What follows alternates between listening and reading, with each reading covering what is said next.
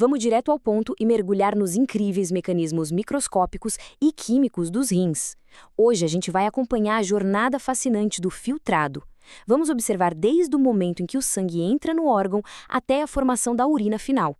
É impressionante como a estrutura se alinha perfeitamente com a função para manter tudo funcionando em equilíbrio no nosso corpo. Mas para começar, tem um fato super curioso que muda completamente o jeito de entender esse sistema. Sabe aquela ideia comum de que os rins purificam o sangue inteiro? Pois é, isso não é bem verdade. Eles não filtram o sangue total. O que passa de fato por esse maquinário renal é só a fração do plasma. Células maiores, como os glóbulos brancos e as hemácias, ficam de fora logo de cara. Isso faz do rim um mecanismo de triagem incrivelmente seletivo. Certo. Seção 1. Macroanatomia. Dando uma olhada na posição retroperitoneal desses órgãos, dá para notar que eles ficam ali posicionados nas laterais da coluna vertebral. E tem um detalhe anatômico bem interessante. O rim direito costuma ficar um pouquinho mais para baixo que o esquerdo. O motivo? Ele só precisa dar espaço para o fígado, que fica logo acima. E a função deles vai muito além de apenas filtrar líquidos, viu?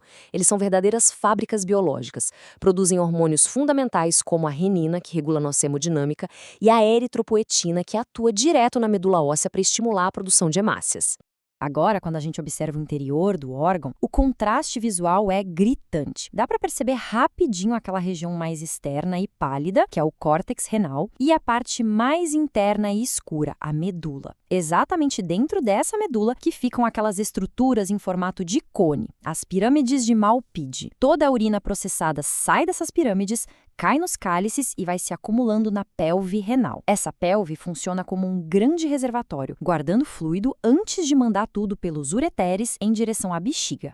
Avançando para a seção 2, o néfron, nossa unidade funcional. Essa estrutura central é o famoso néfron.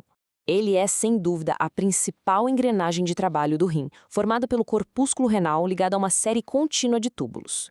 Mas atenção a um detalhe técnico da embriologia. Por mais que os ductos coletores sejam a rota final por onde a urina passa e ganha os últimos retoques, eles não são considerados tecnicamente parte do néfron. Isso acontece porque eles têm origens embrionárias completamente diferentes. E aqui a gente consegue visualizar brilhantemente a anatomia do néfron por inteiro. Repare que o corpúsculo renal e aquele labirinto todo sinuoso de túbulos não estão simplesmente flutuando por aí de forma aleatória. Eles têm uma posição física super estratégica, cruzando aquela fronteira anatômica entre o córtex e a medula, exatamente para conseguir fazer o transporte de água e solutos de um jeito eficiente. E como a biologia adora uma diversidade, existem 3 tipos diferentes de néfrons. Eles são classificados basicamente pelo local exato do córtex onde o corpúsculo renal se acomoda. Temos os néfrons corticais, que ficam bem na superfície, os mediocorticais, ali na zona intermediária, e os justamedulares, que ficam lá no fundo, coladinhos na medula. Como vamos ver logo mais, esses últimos são os verdadeiros mestres em concentrar a urina, já que as alças deles mergulham bem fundo. Muito bem. Seção 3. Filtração, o corpúsculo renal. Para o plasma conseguir chegar nos túbulos, ele precisa passar por um controle de segurança rigorosíssimo, a barreira de ultrafiltração. Essa barreira impõe 3 camadas estritas de separação. Ela usa tanto o tamanho minúsculo dos poros, quanto barreiras magnéticas com cargas elétricas negativas para bloquear a passagem de moléculas maiores. É um filtro e tanto. Seguindo esse fluxo, a primeira coisa que aparece é o endotélio fenestrado, um capilar cheio de pequenos furos. Logo depois vem a membrana basal, que barra as moléculas grandes, e para fechar, as grandes estrelas, os podócitos. Essas células incríveis abraçam os capilares com seus prolongamentos, chamados de pedicélios. Eles se entrelaçam e criam fendas milimétricas, uma arquitetura deslumbrante que garante que só o fluido adequado vá para o espaço urinário. O mais interessante é como essa peneira microscópica reflete a saúde do corpo como um todo. Perder um pouquinho de uma proteína grande, como a albumina, em torno de uns 30 mg por dia, é super normal. Mas se volumes grandes dessa proteína começam a aparecer na urina, o sinal de alerta acende. Na medicina, isso é um marcador claro de que aquela peneira biológica complexa está danificada. Bora para a seção 4, o caminho do fluido tubular. Esse trajeto todo segue uma linha do tempo e um mapa geográfico bem definidos. Tudo começa no túbulo proximal, desce para a alça de Henle, sobe de novo para o túbulo distal e finalmente termina no ducto coletor. O mais bacana dessa viagem espacial é que a composição da água e dos solutos é ativamente transportada e ajustada em cada milímetro dessa estrada. É um trabalho pesado para criar a urina exata que o corpo precisa descartar. Quando olhamos no nível celular, dá para ver onde o trabalho duro acontece logo de cara. A célula do túbulo proximal carrega o maior fardo do transporte ativo, puxando de volta para o corpo os elementos essenciais. Note a densidade absurda de mitocôndrias escuras lá dentro. Elas são as usinas gerando a energia imensa que esse trabalho ininterrupto exige, enquanto a borda em escova na superfície maximiza o contato com o fluido. Avançando para a alça de Henle, esbarramos numa adaptação evolutiva fantástica baseada na anatomia comparada. O comprimento dessa alça define o quanto de água o organismo consegue reter. Animais do deserto, que sobrevivem à falta extrema de líquidos, têm uma proporção gigante de alças compridíssimas que mergulham no fundo da medula. Já nós, humanos, temos alças mais curtinhas, perfeitamente ajustadas para nossa vida em ambientes mais moderados e com água abundante. Seção 5. Irrigação e hemodinâmica renal. Todo esse maquinário celular impecável só se mantém funcionando por causa de um número impressionante.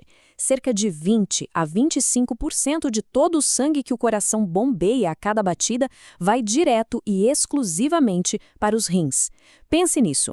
Isso faz com que esses órgãos retroperitoneais sejam um dos tecidos mais bem vascularizados de todo o corpo humano. Mas não pense que essa enxurrada de sangue se divide de forma homogênea. Existe um abismo circulatório totalmente intencional aí. Incríveis 90% desse sangue banha o córtex renal, enquanto a medula fica com modestos 10%. Essa restrição na medula não é um erro de projeto, pelo contrário, esse fluxo baixo garante que o sangue não lave ou dilua o gradiente de concentração extremo construído ali, que é fundamental para reter água de forma eficiente. A arquitetura desses vasos vai muito além dos volumes. Os rins têm um sistema porta-arterial que é peculiar. É uma rara configuração vascular, com duas redes capilares em série. Primeiro, o sangue passa pelos vasos glomerulares de ultrafiltração, que são totalmente arteriais, e só depois ele desemboca na rede capilar peritubular, que é quem vai nutrir o resto do néfron. Sabendo que esse sistema todo trabalha sem parar com volumes fluidos e pressões super precisas, surge uma dúvida clássica, algo que conecta toda essa exploração microscópica com um problema do mundo real. Afinal, por que uma simples pedra no rim pode originar uma das dores mais insuportáveis documentadas na medicina? A explicação fisiológica para essa dor lombar terrível, que irradia agressivamente, não é necessariamente a pedra arranhando alguma coisa. A questão principal é física e volume de fluidos. Quando um cálculo bloqueia parcial ou totalmente o trato urinário, o tecido do rim continua retendo líquido. Sem ter por onde a urina escoar, o rim inevitavelmente começa a inchar. E a raiz desse tormento está na superfície exterior, a cápsula fibrosa que envolve o órgão hermeticamente. Essa cápsula é feita de um material muito resistente e que não estica de jeito nenhum. E o pior, é lotada de terminações nervosas. Então, quando o tecido do rim incha e empurra contra essa cápsula dura, os nervos de dor são literalmente esmagados. O cérebro recebe esses sinais de emergência e traduz tudo isso como uma agonia indescritível. Pensando nesses volumes gigantescos manipulados diariamente e no equilíbrio perfeito de todas essas engrenagens, fica uma reflexão final intrigante.